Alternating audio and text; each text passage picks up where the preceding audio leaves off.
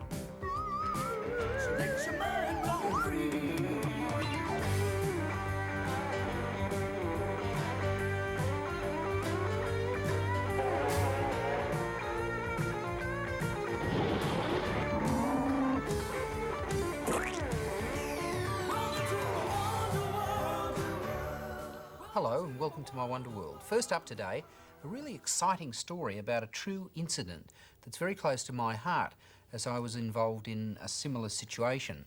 I was on board an aircraft which flew through a cloud of volcanic ash and it clogged the jet engines, and let me tell you, I thought I was done for, didn't I, Woody?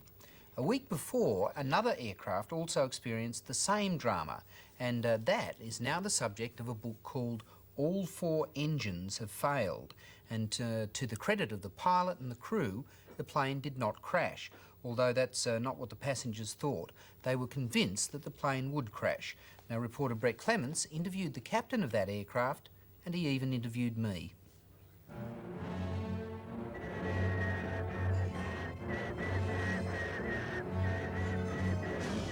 Ladies and gentlemen, this is your captain speaking. We have a small problem.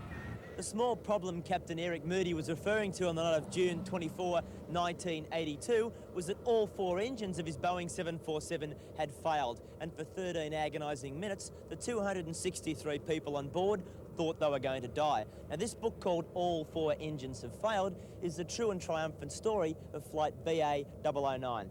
The British Airways Jumbo was on the Kuala Lumpur to Perth stretch of its London to Auckland flight, and it flew through a thick cloud of volcanic ash from an erupting volcano in Java. The ash clogged and stopped the jet engines, and the plane dropped almost 8,000 metres before Captain Moody managed to save the aircraft. How did you manage to restart the engines? They eventually started when we came out the bottom of the ash. We had the igniters on, the spark, all the time, and when we came out of the bottom of the ash, they fired up automatically. Automatically. So, literally, the engines stopped because they became clogged with ash, didn't they? Is that right? Yes, they became clogged, and it's one of three reasons. Either that there was no oxygen in this air because the ash was so dense, maybe that the ash was so dense it was incompressible, or a combination of the two. How did you feel in charge of 263 passengers on board, you know? Well, I was only interested in the 4 inches that connect my head to my shoulders. Yeah. And if that was all right, they'd be all right as well. You were on board that flight and you've written this book called All Four Engines Have Failed. What was it like on board? Well, initially we had lightning, shimmering white light hanging around the wings. It changed to smoke coming into the aircraft, the black billowing smoke coming into the cabins. We had the lights going out. The engines, of course, as you know, failed. We had the oxygen masks coming down. We had everything hurled at us. Did you think you were going to die? Yes. And what's that feeling like? It's a horrible feeling. Will you ever fly again? Oh, yes, I have, frequently. You don't mind it? No, no. Do you ever get worried when you're on board? No. If anything, and I checked this out with a number of the passengers, we had a feeling of increased confidence that we would, if you could get out of a spot like that, with a competent crew like that, well, you could do it again. You were in a similar situation on another airline about a week later. Can you tell us what happened? Well, it was the most terrifying experience of my life. the cabin filled with the volcanic ash. It got in through every crevice of the plane and the air conditioning system, and the whole cabin of the aeroplane filled with this horrible smoky ash that had a horrible acrid sort of smell. And actually it looked like smoke because it's like a very light talcum powder. And outside the engines had stopped, and every time the captain tried to restart them, they burst into flame, and it was absolutely terrifying. I mean, smoke inside the cabin, flames outside, and falling. Did you think you were going to die? Yes, I did. They say your whole life flashes before your eyes. It's supposed to flash before you. I just kept thinking about all the undone things in my life, all the things I hadn't done. I didn't have time to go back over my whole life. Why is it that most airline pilots in dangerous situations come across as being fairly sort of blasé and don't worry, it'll be okay, you know, 4 engines gone, no worries? Well, we do a heck of a lot of training, so when things do happen, you're really only testing your training, so you ought to be with it. And quite honestly, the layman sees a lot more danger in situations than perhaps can be there.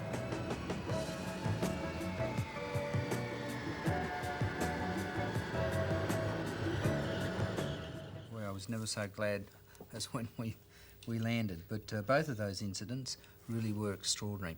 Now, when I return after this break, you're going to learn about basic boating. It's a good story and it's full of handy tips. If you believe there's life inside a bubble, if you believe that dreams are there for those who try them, you belong with me. So let your mind run free.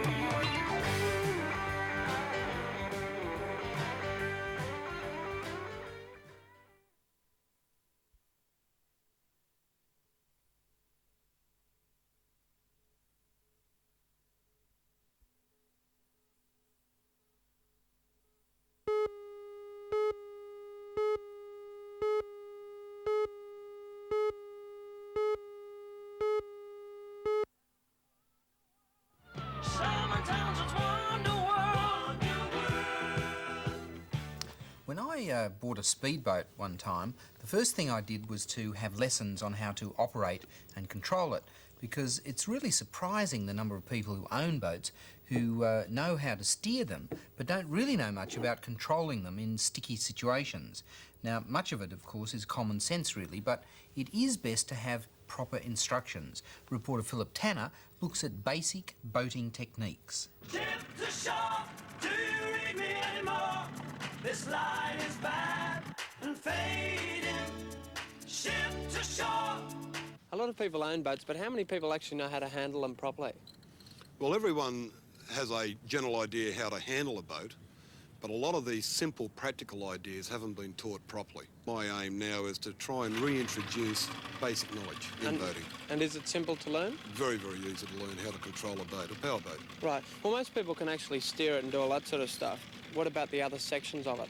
Well, anyone can steer a boat in a straight line if they've got a wheel or a tiller. But effectively, where they go wrong is when they finally come back to the marina or to the landing ramp or to a beach, they get themselves into all sorts of strife. They're wearing out propellers on rocks. So what I like to do is show them how they can get themselves onto a beach, no damage to the motor, don't even get their feet wet half the time. Before you go out boating in a little runabout like this, there are a few things that you need. For a start, you should take oars just in case your engine breaks down, or in fact, if you want to row. You should also have life jackets, and you should have some petrol in your petrol tank. Now let's have a look at how you actually start this thing. For a start, you've got to put it into start. That's there. And you also put this into neutral just there. Then, of course, you pull the pull start, and this will get the engine turning over. Flick this into the forward one and head out slowly. But before you do that, you've got to untie it. Ship to shore, do you read me anymore? This line is bad and fading. Ship to shore, answer my call. Send me a signal, a beacon to bring me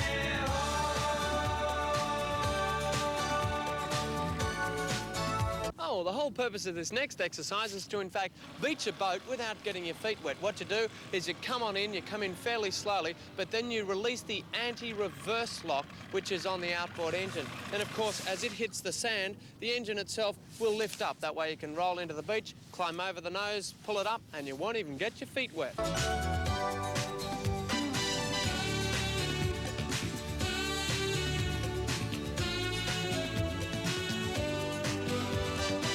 you're on flat water like this, it's quite all right to literally go anywhere. But of course, if you come across a wake, that is a wave caused by another boat, then you should always hit it straight on. Never ride along the wave, just straight on, and you'll chop straight through it. Throwing the anchor overboard. You wouldn't believe how many people get this wrong. For a start, you've got to make sure that your anchor is in fact attached to the boat in some way. This one is tied up just here. Now, when you go to throw it over the side, all you have to literally do is drop it. Make sure you've got a nice coil of rope there and just drop it over the side. As simple as that. Make sure you don't get your leg caught in that either. One thing I have noticed is that we have a lot of life jackets in the boat, but not actually on the people. Why? Well, we're not to take away the importance of the life jackets. The law says that everyone in a boat must have a life jacket provided for them. What we educate our people to do is how to wear the jackets efficiently, put them on very quickly. If there's an accident, anybody in the water can put them on straight away. But sometimes they're a bit uncomfortable to wear. Now, providing the life jacket is beside them, not stuck under a seat, not stuck up in the front of the anchor locker, beside them, where they've got immediate access, that's all right. And they can grab it and put it on the hose. Exactly, yeah. Of course, if you want to learn a bit more about basic boating, pick up a booklet and this will tell you all. There are 2 licences. You can either get the junior licence or the adult licence. The junior licence is for people between 12 and 16, and this allows them to do anything under 20 knots, as long as they're with an adult who has in fact got a licence. With the adult licence, they can go any speed they like, as long as it's safe and, of course, within the speed regulations of the area of water that they're travelling on.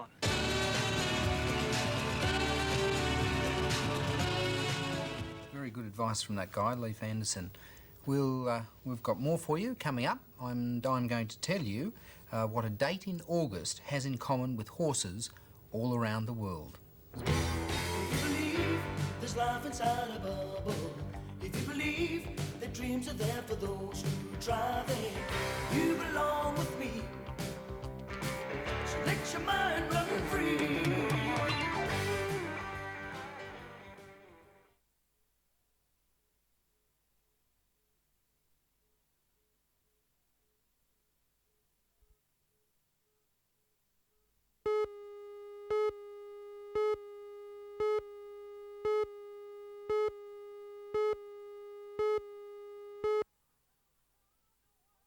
Simon Townsend's Wonder World.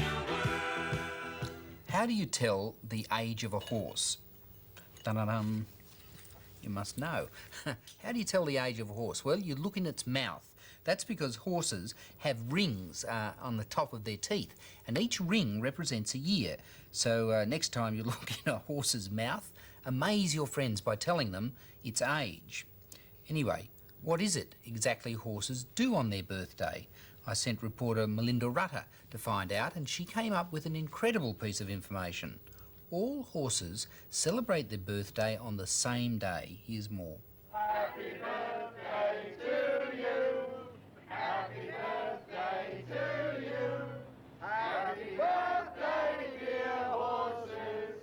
Happy birthday to you. Hip hip! Hooray! Hip hip! Hooray! Horses don't normally have parties, and we thought since their birthday is celebrated, then they should have a party. Well, I think they should. Everyone who has a birthday should have a party. Well, I've been speaking to the horses, and they've never had a party before. Oh, isn't that wonderful? Aren't you a nice man? Don't you look great? What are you dressed up as? This is Tommy Smith, Tulloch Lodge, you know, if you're into racing. TJ Smith, one of the great race trainers of our time in Australia, and these are his colours.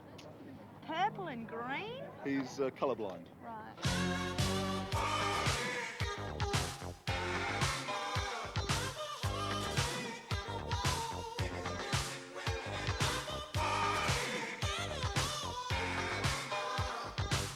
Well, you look like a horsey type of person to me. Why is it that every year on the 1st of August that horses celebrate their birthday when in fact no way in the world that they can all be born on that day? Well, I think they've got to have a birthday, one, and without that birthday or that birth date, it would be very hard, particularly in racehorses, to select programs for them because 2-year-olds are set for 2-year-old races and 3-year-old races as such, and then 4-year-olds and upwards. And without the birth date, well, we wouldn't know where we were. Thank goodness you told me. You know, I didn't know.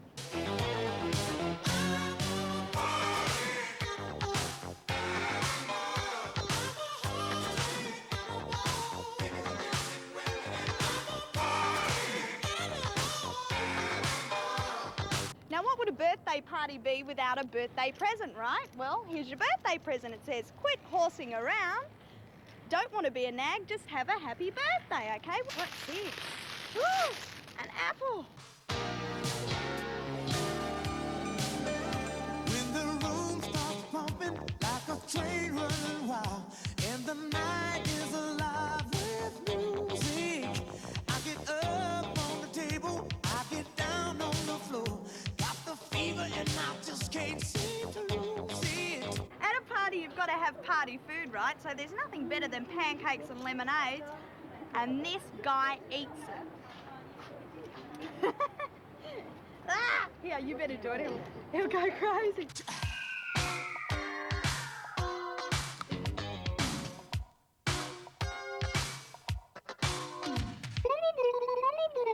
And the horses even have their own birthday cake, which is carrot cake, and it's in the shape of a horseshoe. It was in the shape of a horseshoe. What are you doing? You eating all that cake, Rusty? You better go and give some to the horses. I didn't eat it all, honestly, Melinda. Look what you've done to it. I didn't eat it all. I'll just give some to the horse, okay? Come on, stop it, baby. Look at that.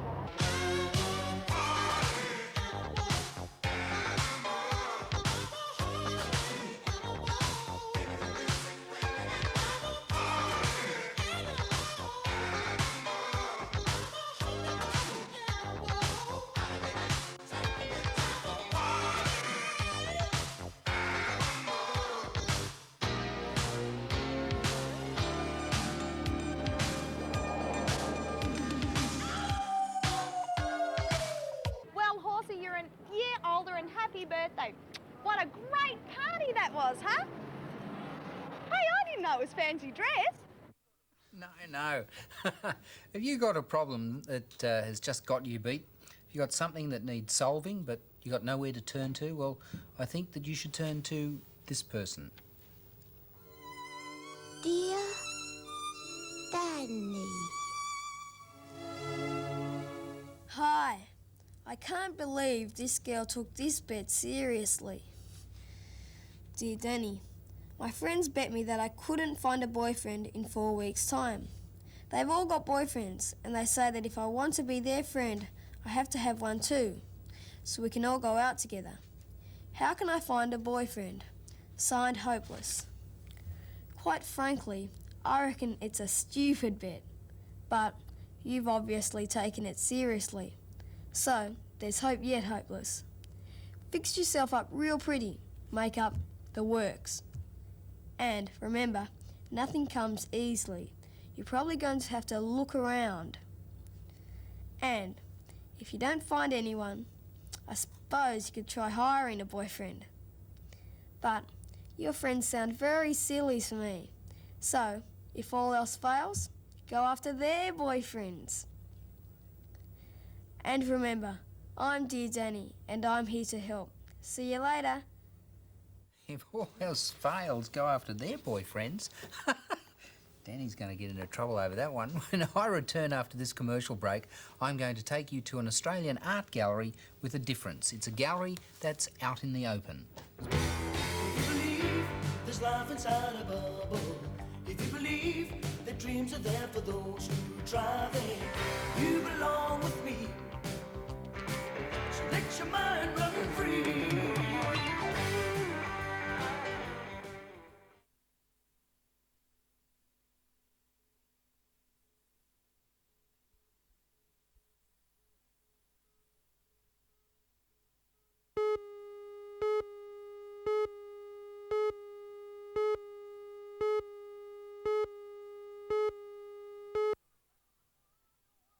Simon Townsend's Wonder World. I've discovered an Australian art gallery that displays some of the oldest paintings in the world, and it's open to the elements. This is a good story. It's open to the wind and the rain and the sun. You see, the gallery is in the Cockatoo National Park, which is in the Northern Territory, and the paintings are a wonderful collection of Aboriginal art spanning thousands of years. Now, the gallery is a fantastic tourist spot as well as an Aboriginal sacred site. Reporter Edith Bliss sent this report from the top end of Australia. Yep.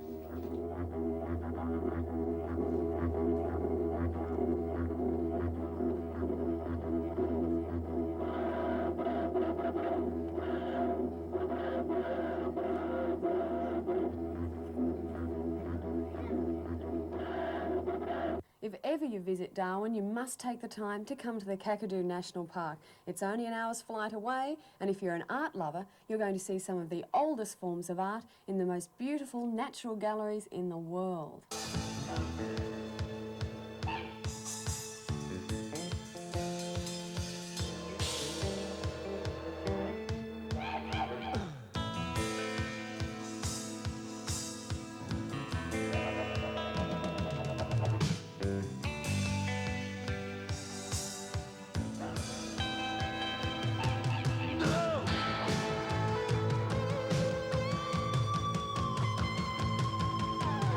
The sign you can see behind me tells us, the visitors, the story of the paintings. But it's the painting themselves that tell Bill the story, and it's his duty to pass on that story to as many children as he knows.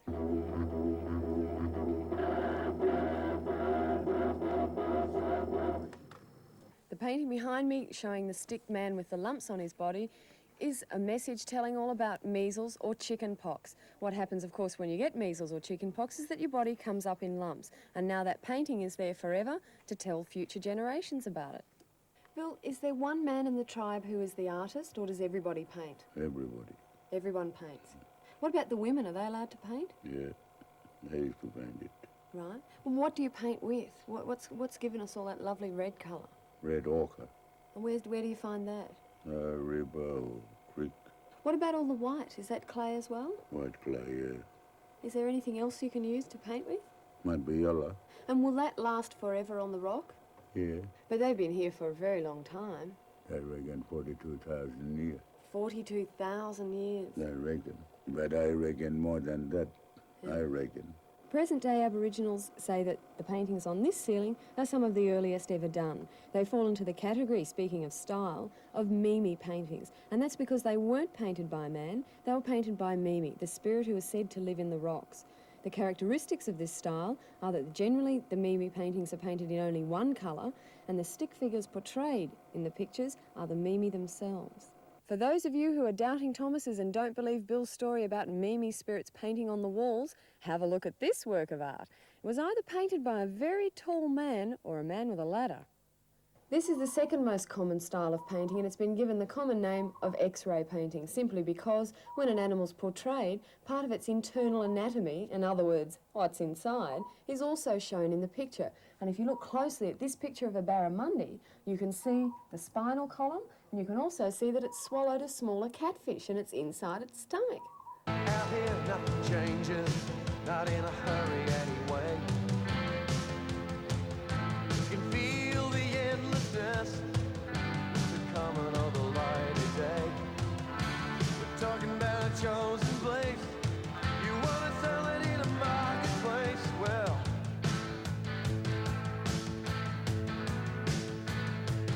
just a minute now.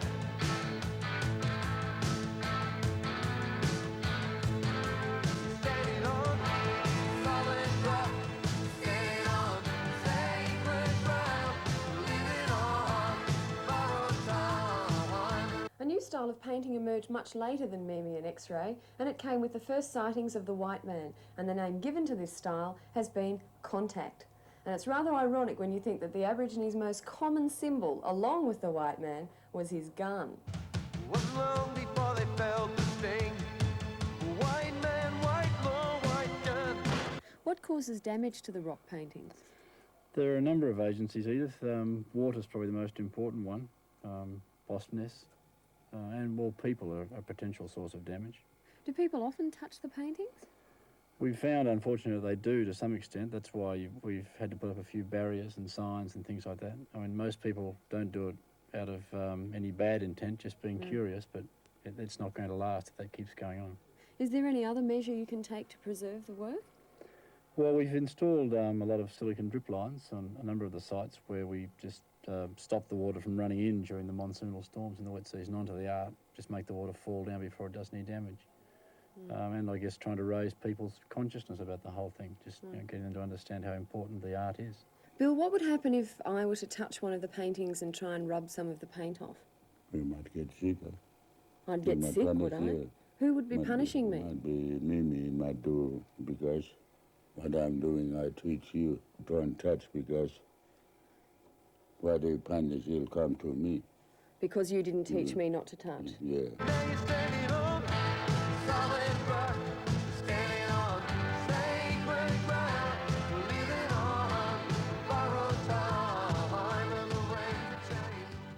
Beautiful. If you never go there, go. When I come back right after this break, I'm going to tell you all about the wonderful art of glass blowing. If you believe there's life inside a bubble, if you believe that dreams are there for those who try them, you belong with me. So let your mind run free.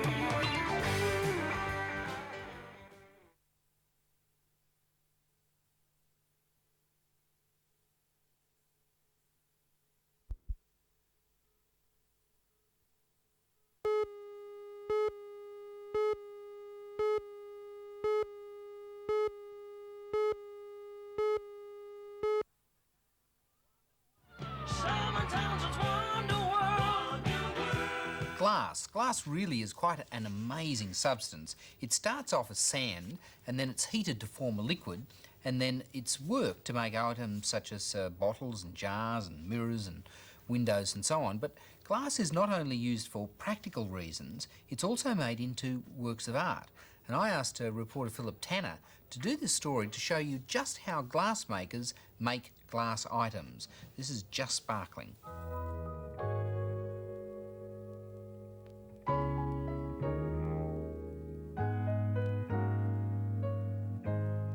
The main ingredient of glass is sand, and I'm talking heaps of it. In fact, they use 120 kilos of sand. They mix this up with another 12 different chemicals. It's all mixed in this beater, which goes brrrr, mixes it all together, and then, of course, it's time to put it into the furnace.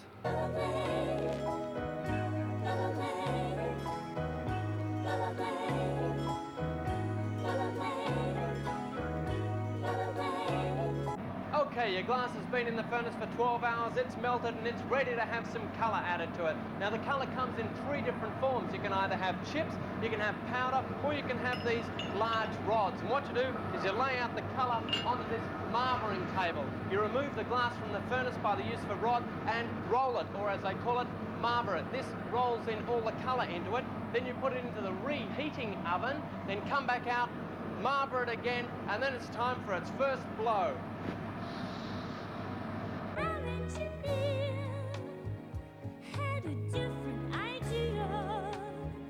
There are two main rods that you can gather the glass with. You can either use this punty, which is solid, or the blowpipe, which has a hole right down the middle. You must heat up the end before you can hope to pick the glass out of the furnace.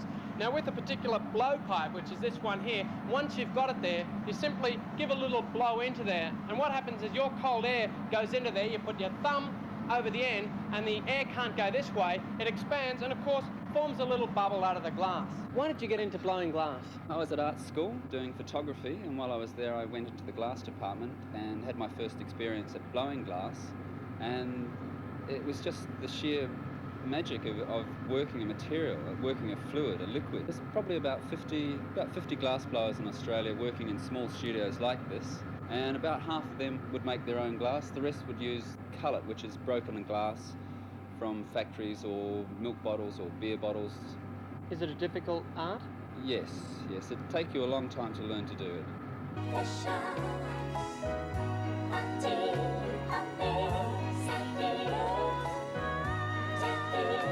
Let's have a look at a few of the instruments that Keith uses. For a start, you have these jacks, and there's a range of those. Plus, you've got your shears, which are used for cutting the glass. And we also have these, which are wooden blocks. Now, you can see there is a shape in there, and the purpose of these is to cool and shape. What you do is you put your glass into there and roll it around. Now, the main reason that the wood doesn't burn is because the heat from the glass sends out the moisture from inside the wood. That's why you keep it wet. And what the glass is running on is a layer of steam and not on the layer of wood. Then, of course, you've got this bench, and as you roll back and forth, then this shapes really nicely your glass. Please don't love me, don't bump me, don't dump me back there. Please don't love me, don't bump me, don't dump me back there. Please don't love me, don't bump me, I want to stay. After you finish making the glassware, rather than letting it cool straight down, what they do is they put it into this, which is a leer, and it's a form of oven that slowly cools down the piece of glass over a period of about 10 hours. Then, of course, you take it out and you have your finished artwork.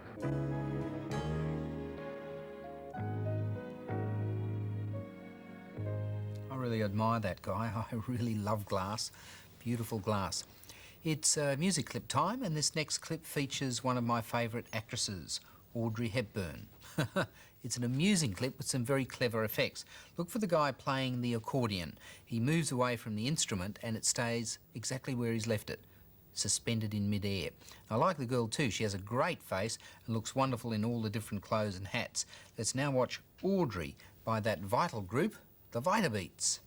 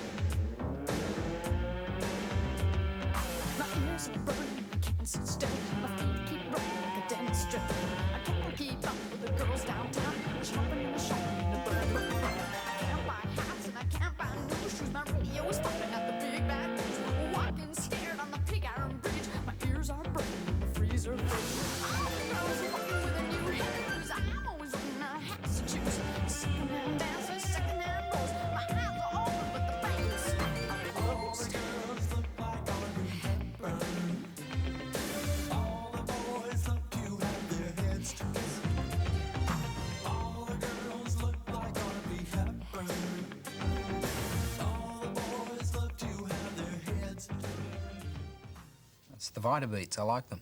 It's time for my favourite section of the show. This is the viewers segment, because I really love hearing about all our viewers. And today's viewer is George Moskos, I think it's pronounced, and that's George with his leg in plaster, sitting next to his brother. And poor old George, he broke his left leg when a bike fell on him, and when it mended, he broke his right leg just 2 weeks later.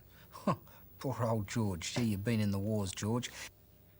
And here's a video cassette guaranteed to make you feel better. This is a video of Captain Harlock the Space Pirate. Now, on this cassette, there are 2 space-age adventures. Into the supersonic space adventures of Captain Harlock, the space pirate who's sworn to protect the Earth. This comes from the company CEL, and it's really good. Here's something amusing. This is a pair of official, they're called cocky fun glasses. Not sunglasses, fun glasses. And I actually have a pair here to show you. This is a demonstration of what they look like. They look terrific, don't they?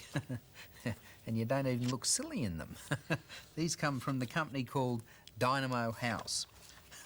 Cocky fun glasses. And here's a book all about early aircraft. This is full to the brim with really wonderful illustrations and a lot of information about the history of early aircraft in the world. Some wonderful illustrations there. I think you'll really enjoy reading that. It comes from Frederick Warne, the publishers. And finally, this is a few space creatures and men from Britons. These are really some of the oddest characters that I've seen, and they have some really amazing things growing from them. Thanks for writing to me, George, and please look after your legs. They're very important for moving around, aren't they? And all of these prizes will be sent to you today. Now, when I return, we're going on an amazing trip through a maze. It twists and turns through corridor after corridor, and if you're not careful, you'll end up where you began. Simon loves to reply to your letters, but he can't unless you include a second envelope with your name, your address, and a stamp on it. You must include this second envelope if you want Simon to return your photo. If you believe there's life inside a bubble, if you believe that dreams are there for those who try them, you belong with me. So let your mind run free.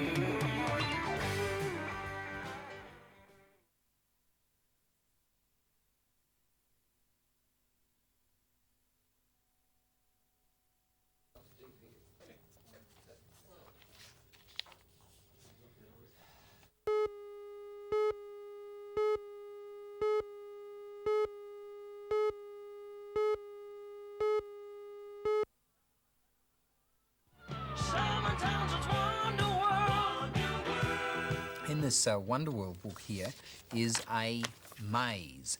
Now, there's nothing better than a real challenge, working something out, getting your pencil and finding the way through a maze. And some of the best challenges in the world, I think, would have to be mazes. Now, a maze is a series of interconnecting corridors and passages which you have to wander through trying to find your way out. And you're about to see a real-life maze. It's called the Wanaka Maze on the South Island of New Zealand, and it's a real puzzle. It's a three-dimensional maze, which means it also has bridges going under and over. And reporter Brett Clements found himself completely lost in this story.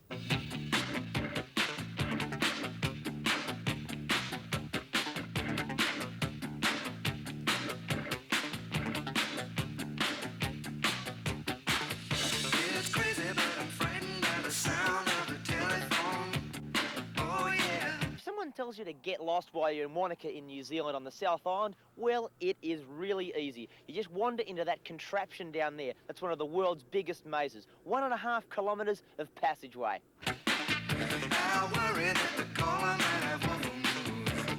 The object of the maze, which incidentally took 3 months to build, and they've been trying to complete it for the last 11 years, it just keeps getting bigger and better, is to start at the start and find all 4 flag towers and then find your way back to the finish, which is actually the start. Confused? Well, you wait till you get in there. Anyway, it'll take the average person with the average brain about 40 minutes to solve this puzzle. However, there have been a few dumbos which have been caught in there for 4 hours.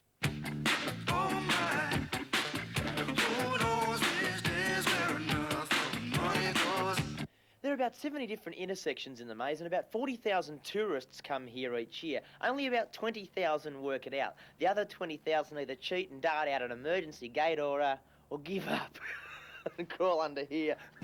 Oh yeah, no doubt we could put it to a better use. Mazes originated in Egypt about 4,000 years ago, and they were used in the tombs of the pharaohs to stop grave robbers pinching all the gold. These days, they're basically tourist attractions, and New Zealand has 10 mazes, and this is probably the best. But the object of this maze is to get the tourists lost, but not to get them stuck. It's family entertainment. Oh my.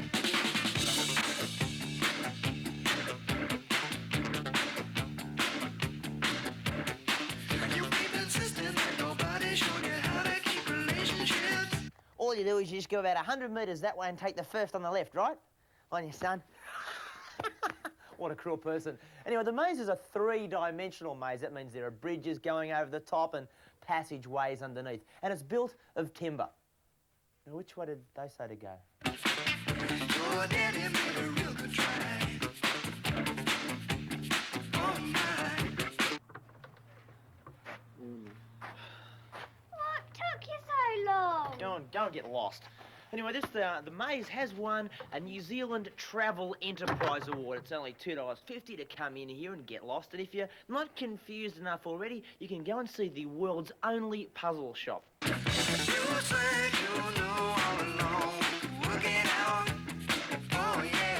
Incidentally, the shop, which is a popular hangout for brain surgeons, stocks hundreds of different kinds of puzzles and brain teasers. This is the world's biggest Rubik Cube. This is the Rubik Cube, which is used by people the world over as an intelligence test. And this is Brett's Rubik Cube. It's green on all four sides.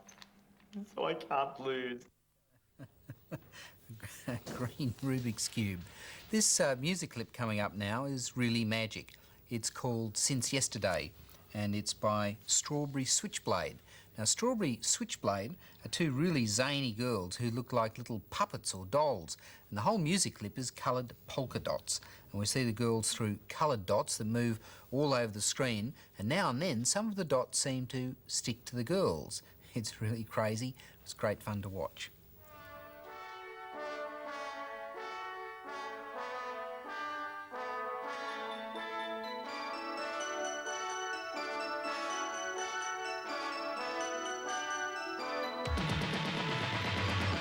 Just close your eyes and then remember the thoughts you've locked away. When tomorrow comes, you wish you had today. And as we sit here alone, looking for a reason to go on, it's so clear that all we have now are our thoughts of yesterday. If you're still there when it's all over, I'm scared I have to say that a part of you has gone since yesterday.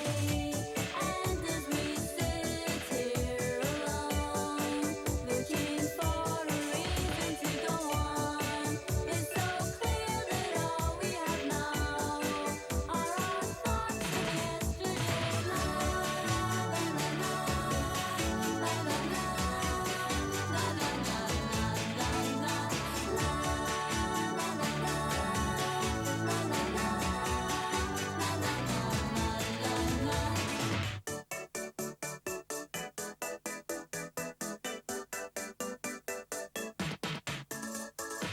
Well, maybe this could be the ending, with nothing left of you. 100 wishes couldn't say I don't want to. And as we sit here alone, looking for a reason to go on, it's so clear that all we have now are our thoughts of yesterday.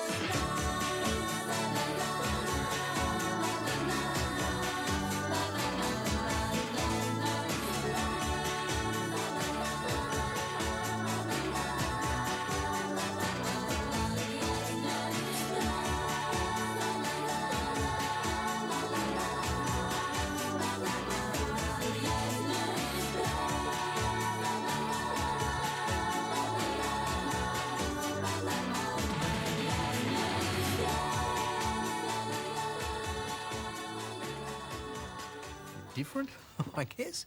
When I come back right after this commercial break, we're going to look at a very specialised form of dancing, belly dancing. If you believe there's life inside a bubble, if you believe that dreams are there for those who try them, you belong with me. So let your mind run free.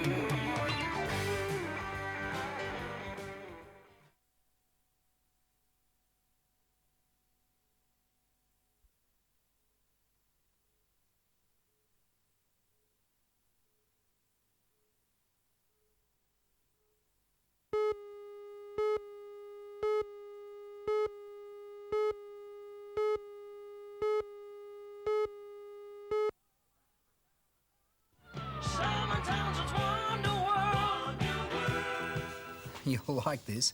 Different cultures have their own form of dance, and some of them have become so specialised that they are now recognised as an art form. Now, one of these is belly dancing. And, well, it's exactly what it says. You dance with your belly. And it's not easy, though. It takes a lot of training and practice. So much so that there are special belly dancing schools around. And since it's become so popular, I thought that we should cover it on this show. So I sent Melinda Rutter along to find out more about the art of belly dancing.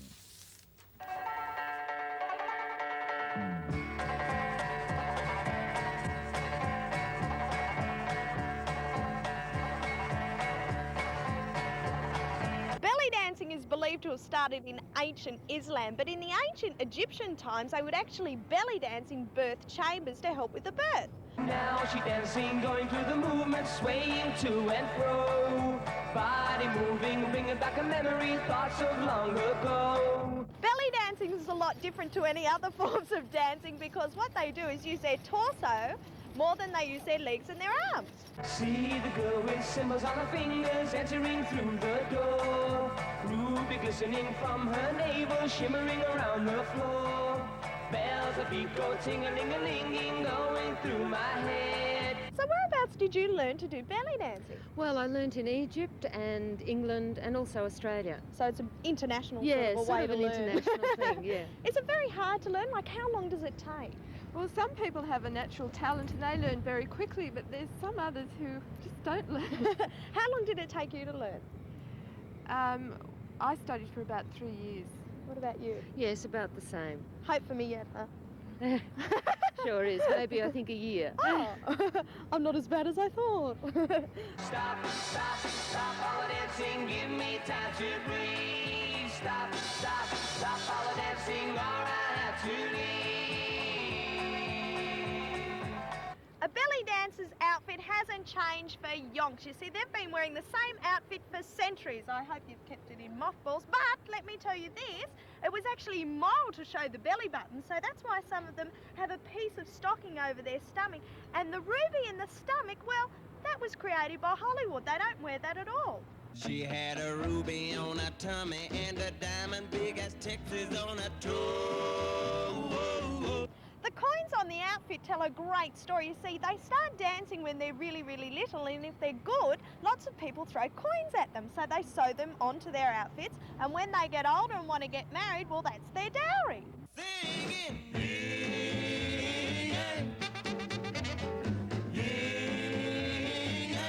And there are a lot of different steps. I mean, how do you do it? Well, there are a lot of different steps. One of the basics is a shimmy, where you just shake your hips. And the next one, there's another one by taking the hip out and dropping. Out, drop, out, drop. Let's try a rib circle.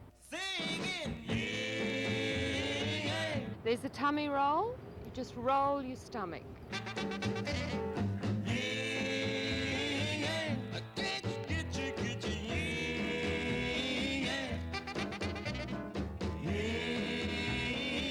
So in the days of harems and Alibaba, they didn't go out to discos, they actually got down by belly dancing.